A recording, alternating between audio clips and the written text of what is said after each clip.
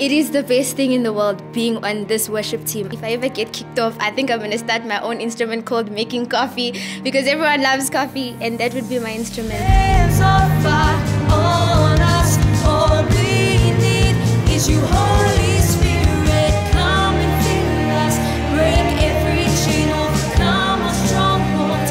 Holy Spirit, be the flames of fire on us. All we need is you, Holy Spirit.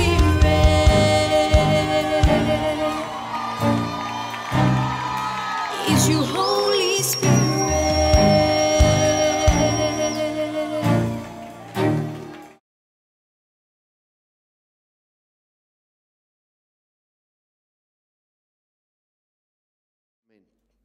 The sermon today is entitled On Earth as It Is in Heaven. And I want you to think about that. It comes from the Lord's Prayer, where Jesus taught us when we pray to say, your kingdom come, your will be done on earth as it is in heaven.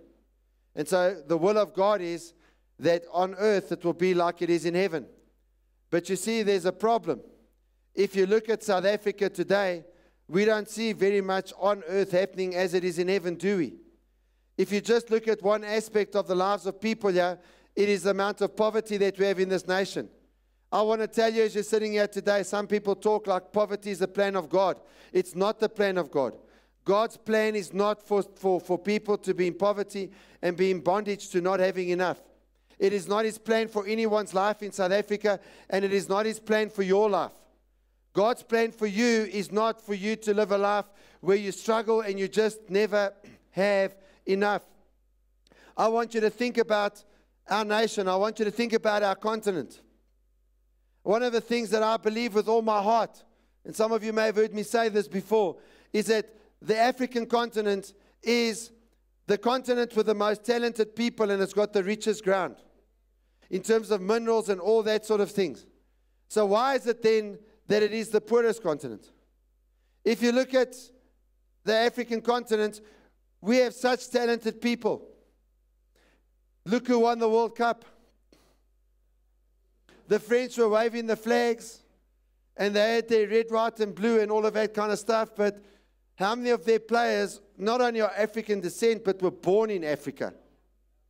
They were born here. So why is it? Okay, and the French president didn't like that, eh? I know Trevor Noah made a comment, and the French president was very upset, eh? It was France. See, France won the World Cup. No, Africa won the World Cup. Africa won the World Cup. Okay, how many of you agree with me? Put up your hands if you agree with me. All right, some people don't agree. They must be French. You understand what I'm saying? So now, why did Africans, listen to me, why did Africans have to go to another continent to win the World Cup? Why can't they win it playing for our continent? I mean, we got Nigerians, Congolese, Liberians, Ivorians, I mean, even South Africans. There's South Africans that played for Germany and won a World Cup for Germany. You understand what I'm saying? I mean, how bad is that? How bad is that? Tell the person next to you, how bad is that? Why is it? I want to ask you a very serious question this morning. Why is it that poverty so defines us?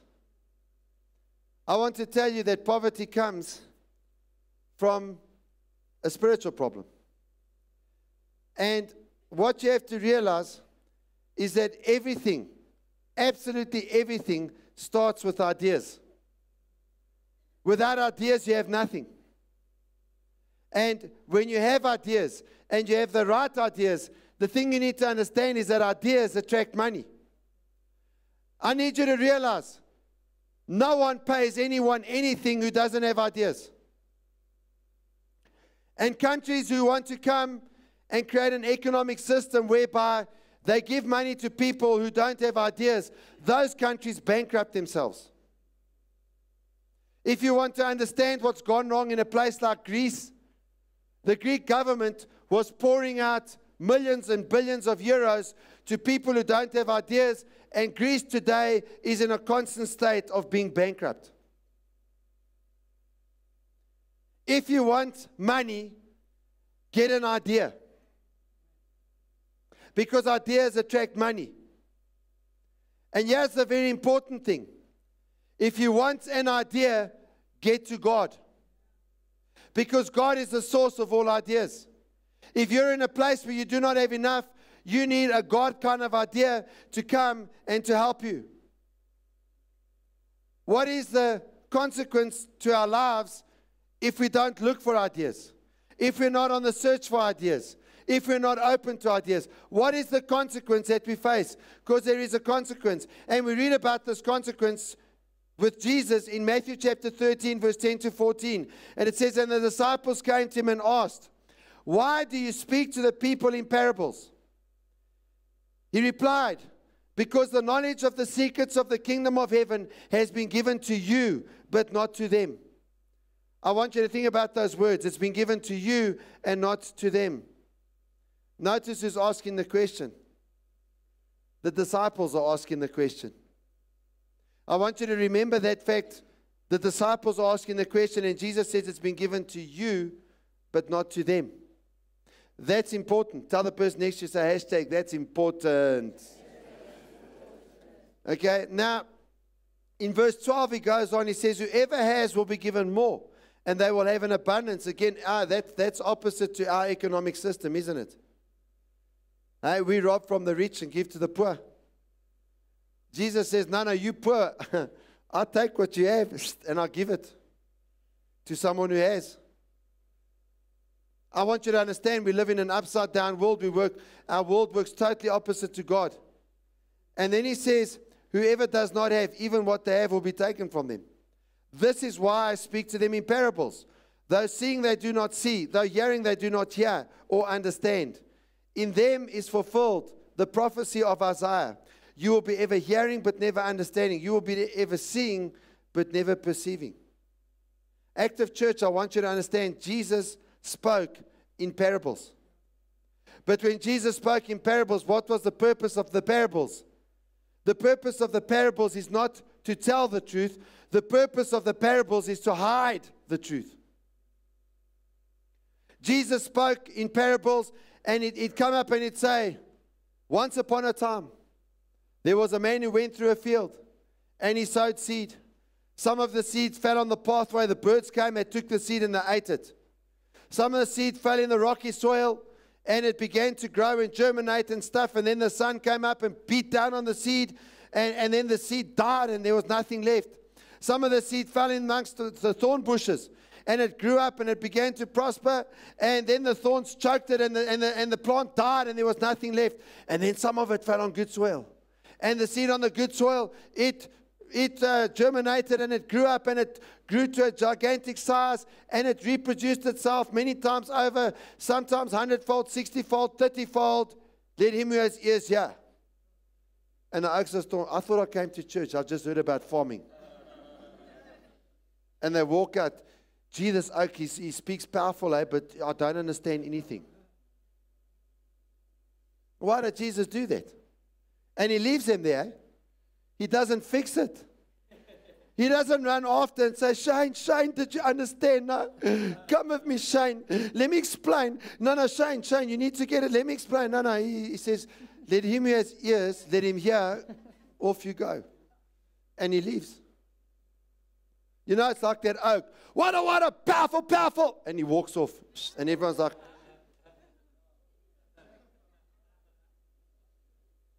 why did Jesus do that? To hide the truth. To hide the truth. And what you need to understand is if you don't get it, you are under the parable. I want you to assume the position. You remember this from earlier in the year. Assume the position. You are under the parable. You don't understand. And it's time for you to come out of the parable. Come out from under the parable. And in the 80s, there was a song. I'm coming out. I want the world to know my parable is gone. Come on, all of you assume the position. Say, I'm under. Fanele, assume the position. You have disobedient people, cats. and his family makes it even worse. You know what I'm saying? Say, I'm under the parable, but I'm coming out. And so I want to talk to you about being under the parable. Some of you here are cell leaders. If a cell leader can't grow their cell group, it is because they are under the parable. And why are they under the parable? You see, Jesus hides the truths in parables because he wants to protect people from you. Some of you, you're sitting there and you can't grow your cell groups because God is protecting people from you. And so you are under the parable. Bishop Oriel Bolano, some of you might have remembered, who went to the G12 conference, he said, if you don't understand the kingdom, then it's because you are under the parable, and then your effectiveness is zero. If you are under the parable, your effectiveness in life is zero. A pastor that is under the parable cannot even grow his own family. That's how serious this is. Never mind grow a church, he can't even grow his own family. And the knowledge of the secrets of the kingdom are given for disciples. If you look there, as I said to you earlier, I told you to take note. Jesus is speaking to the disciples. The knowledge of the secrets of the kingdom are hidden from anyone who's not a disciple. Jesus gave the keys of the kingdom to the disciples. Now, why in the world would he do that? Because he wants to protect the world from the people. You see, the multitudes came to Jesus, and the multitudes just want to be entertained. The multitudes are not interested in learning anything or changing or anything. They just want to be entertained. And so the Lord keeps them under the parable, because if you understand the meaning of the parable, then what happens is that you become effective. But God says, I don't like who you are. I need to protect people from you, because if a whole lot of people come to you, you're going to hurt them. So I keep you under the parable so that I protect people from you.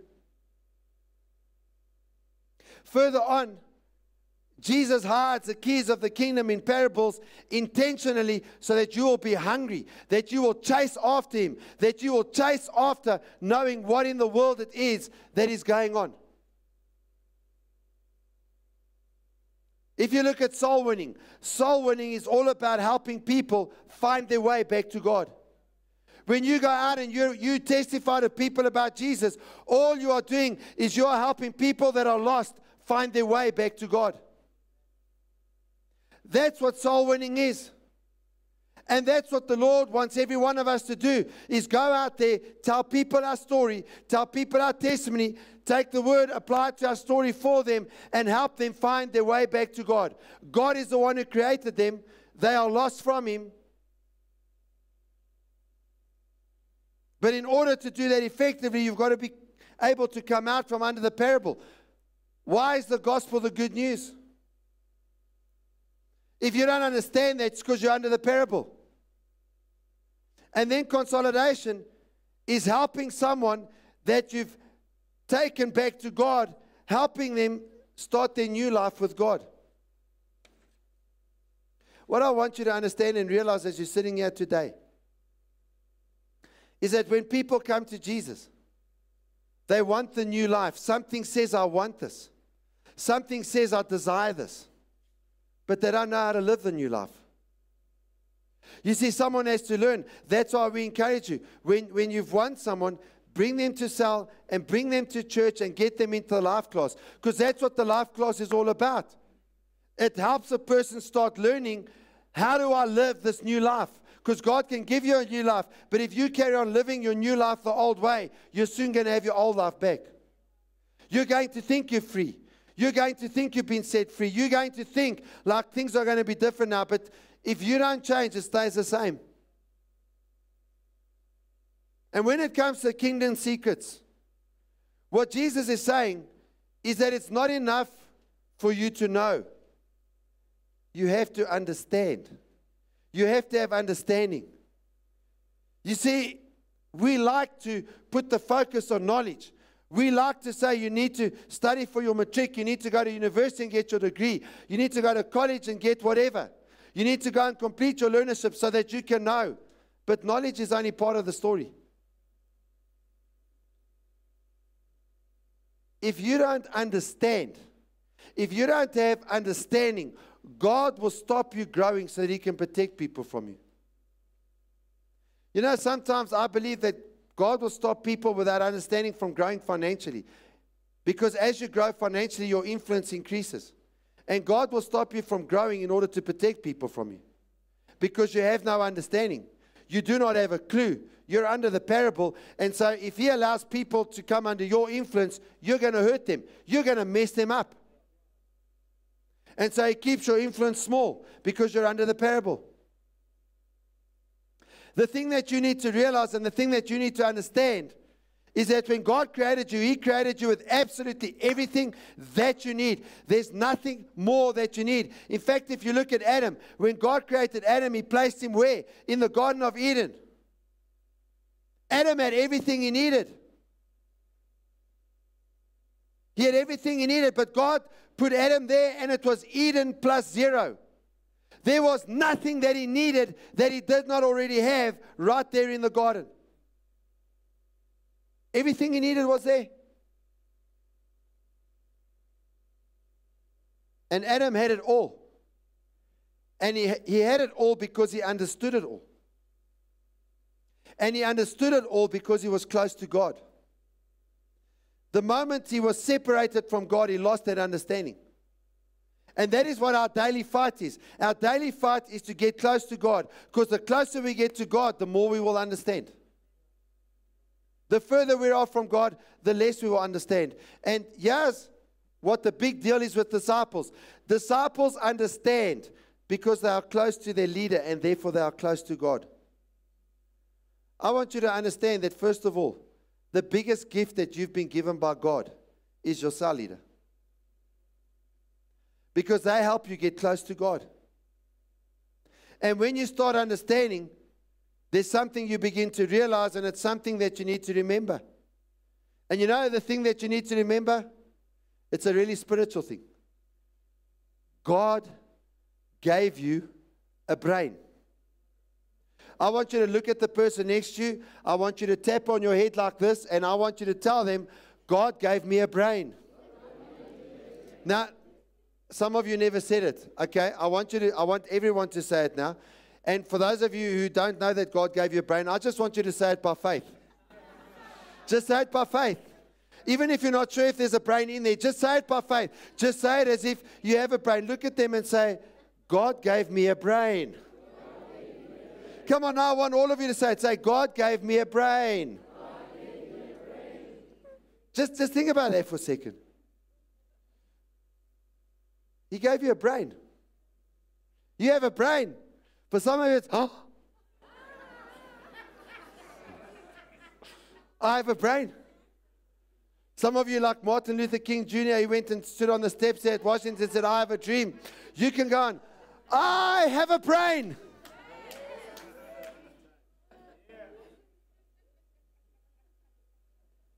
And with your brain, you're sitting here, and you're thinking, oh, I need a house. I need a cabinet. I need some furniture. If I can just get a bakkie. Man, if I have a bakkie, it'll be awesome. I just need a bakkie. I just need a cabinet for my TV. You don't need a house or a cabinet or a bakkie. You see, God never gives you a cabinet. He doesn't come and give you that thing that you need. Instead, He gives you a seed. And then He says, no, we don't like this. Because a seed comes with this thing called patience. And as we heard from Pastor Bert last night, we love patience, don't we? Because patience means we've got to suffer long until we get it. So He gives us a seed, and then He says, now I want you to go, and I want you to plant the seed, and I want you to water the seed, and I want you to nurture the seed. And the seed will begin to grow. And after a long period of time, the seed becomes this big tree. And now Adam's standing there and he's looking at the tree. And he's wondering about the tree. And he's saying, Lord, all I see is a big tree. Where's the cabinet? And God says to Adam, He says, Adam, Adam, Adam, Adam. You have a brain. Brain, brain, brain, brain, yes. The cabinet is in the tree. Your house is in the tree. What you have to do, you have to see a picture of the future. You have to have a design. You have to have a revelation. And then you cut the tree. And you fashion the tree. And out of the tree, I want you to form a cabinet. Because Adam, you were created in my image, which means you're a creator. And so I want you to take the seed that I've given you, nurture it, let it grow, and then I want you to build your house out of that tree. I want you to make your chairs. My house, my chairs, my table, the cabinet are all hidden in the tree. Cut the tree, and I will build my house, and I will build my cabinet. And so God says to Adam, as he looks at the tree, you have a brain. And then he asks him the question, Adam, is your brain functioning? Functioning, yeah, thank you. Is your brain functioning, Adam? I gave it to you. Are you using your brain?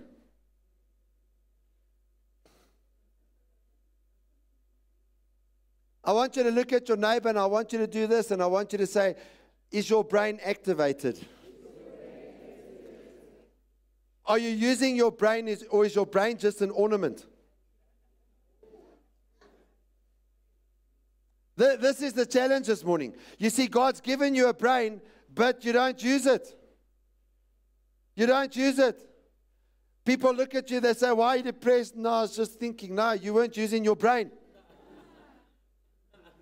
When you are under the parable, you don't know how to create a house. You don't know how to create a cabinet. You don't know how to create furniture. When you're under the parable, you don't know how to create a bakkie. You don't know. And so you are poor because of your lack of understanding. Poverty comes because of a lack of understanding. And if you're a disciple, you know what Jesus is saying? Nothing will be a secret. Why?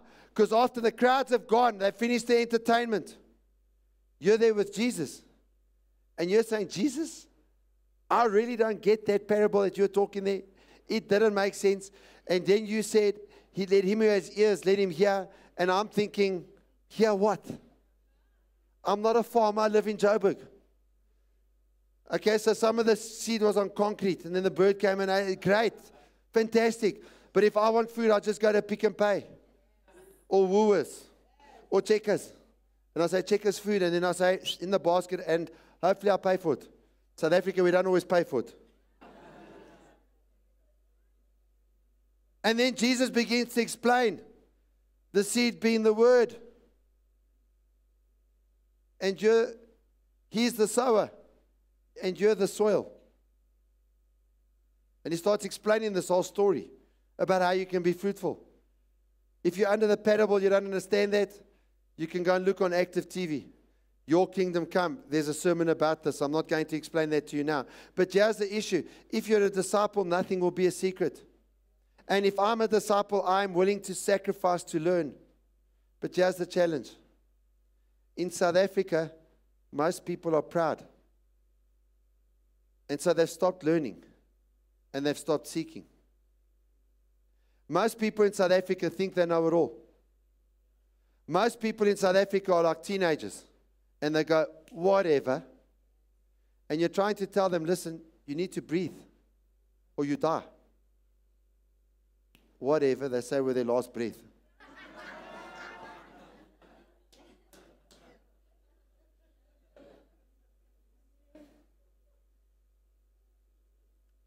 Most people are proud in South Africa. Let's be honest.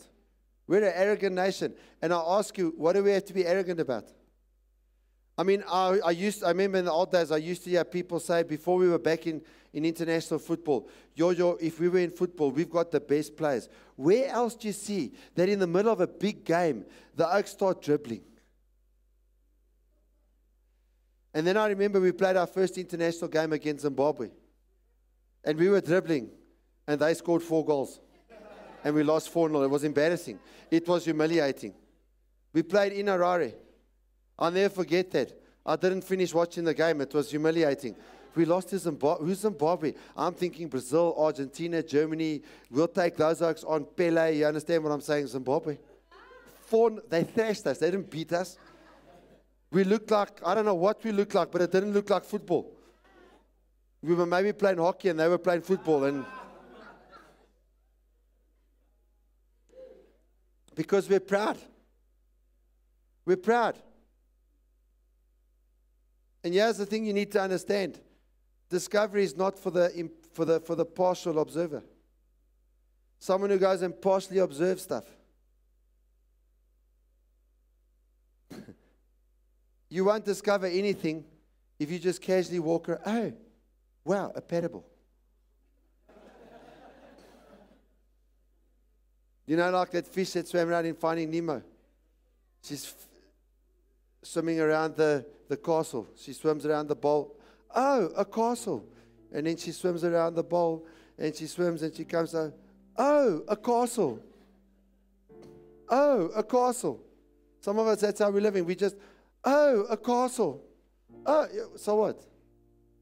I never forget a sermon many years ago by a guy from England who spoke about the grand old Duke of York. He had 10,000 men. And so he spent his life with his men. He would march him up to the top of the hill and he would march him down again. And he made this earth-shattering discovery after doing this for about 10 years. He discovered that when they were up, they were up. He then discovered that when they were down, they were down. And then came the clincher. He discovered that when they were only halfway up, they were neither up nor down.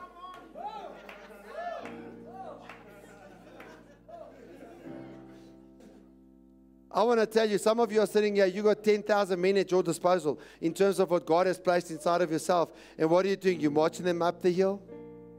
You get to the top, and then after 10 years, you realize, yo, when I'm at the top, I'm up.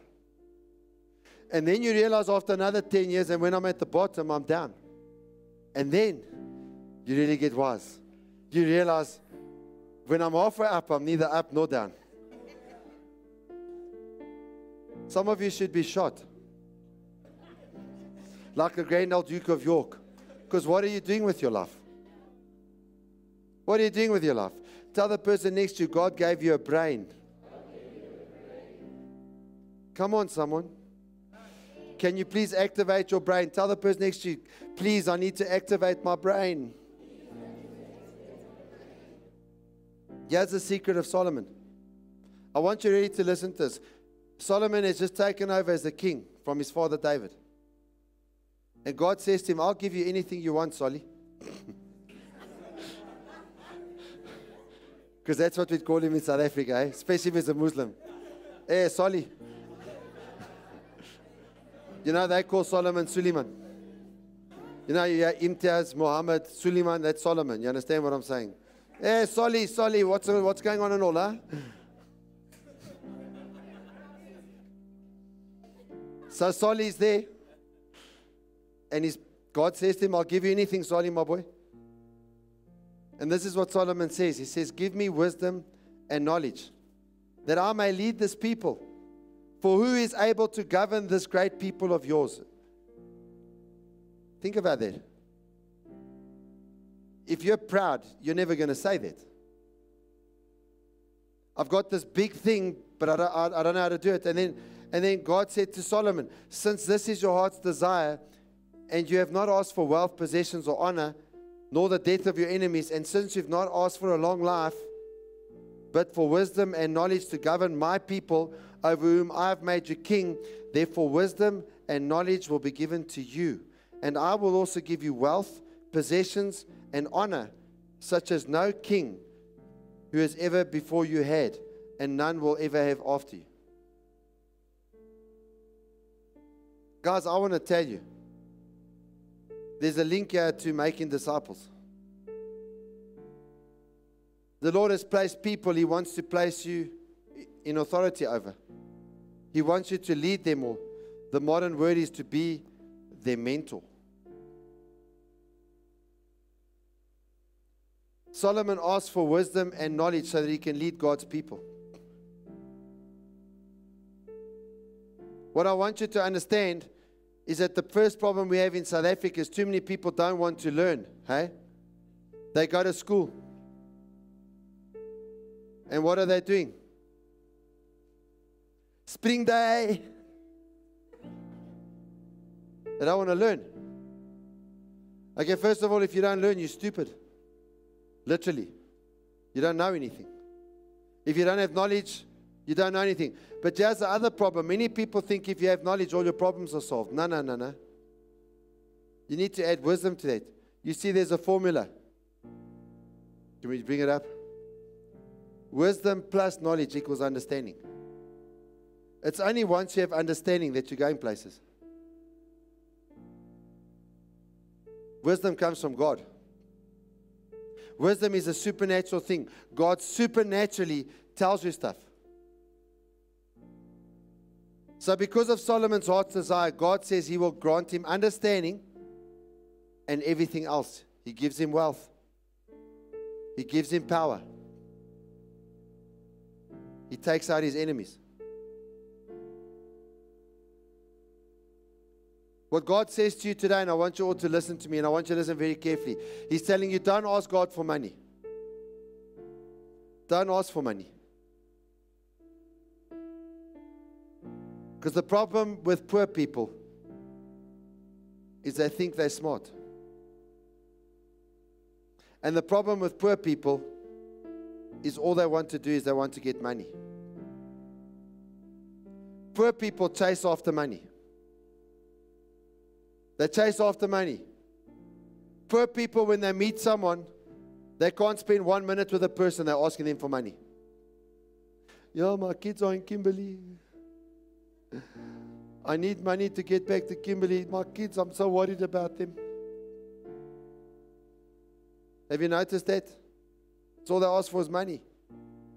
You know what Solomon teaches us? If you seek the secrets of the kingdom first, then these things will be added. They get added by God. It's a supernatural thing. I don't know if you know what it's like to live a life where God supernaturally provides for your needs. I don't know if you know what that is. God is searching for people that are searching for understanding. And you need to ask the Lord to give you understanding to win souls and to preserve the harvest. You need to ask the Lord to give you understanding in terms of how to get ideas that will get you the income you need, not only to survive, but in order to be able to be generous. To be able to leave an inheritance for your children's children, your grandchildren. You need to be asking God to give you wisdom. If you will focus on winning souls and preserving the harvest, God will provide everything else for you. But the thing that you need to understand is that what you need for this is a revelation. A revelation is a picture of the future. It's a picture in your head. You see a picture of the future. But here's the challenge. You have to disconnect from your past if you're going to see a picture of the future. Can I be honest here this morning? The biggest problem with the whole land discussion is that people are focused on the past. They don't have a picture for the future. I want to tell you, you get a revelation from God and you get understanding. You don't need anyone to give you land. You'll buy your own land. You'll buy your own land.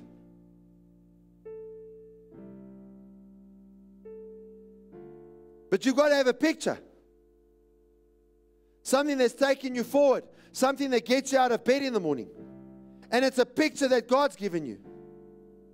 And so don't live under the parable. It'll damage your life. It'll damage your life. It'll shrink you. I want all of you to look at the ceiling. And here's the problem. Many people, they look at the ceiling and what do they see? They see a ceiling. You know what someone who's not under the parable sees? Someone who's not under the parable sees that's a floor. That is the floor of the second story.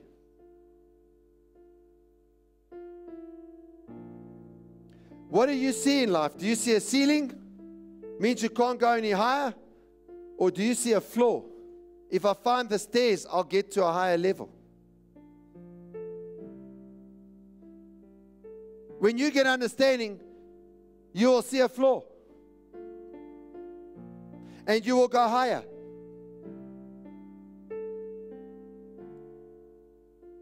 Your mentality can cost you your life. Your mentality can cost you your destiny. And I want to tell you as you're sitting here today, that there are many, many people in South Africa today who should be wealthy, but they are poor because of a mindset problem. Some of you here today, you have lack because there's a mindset problem. When God created you, He built an inbuilt capacity inside of you. You have this capacity that you are not aware of. There are things that God wants to use your life for, and there are things that you can do. You're not even aware of it.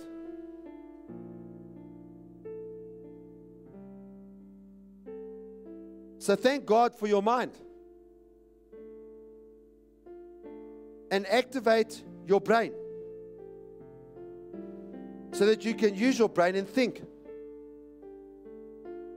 If you don't have any ideas, you're either poor or destined to be poor. But until you have ideas, you will stay poor. Who am I? Why am I here? Am I just here to make some boy happy? To satisfy his needs? To be his joyride? Why am I so fat? And why does he lie to me and tell me I'm not? Why does he patronize me so? Why does he tell me I'm beautiful? Is it to get his own way? Why do I feel so awful about myself? Even my successes are tainted with doubt.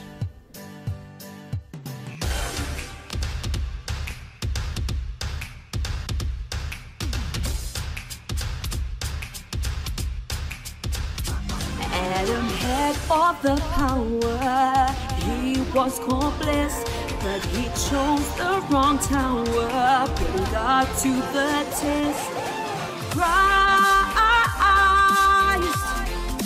Christ is life, rediscover. Christ is life. Christ is life. Rediscover yourself. Christ is life. Lost it in the garden. Christ won it at the cross. And we'll all get our power when Jesus gives our crown that we lost.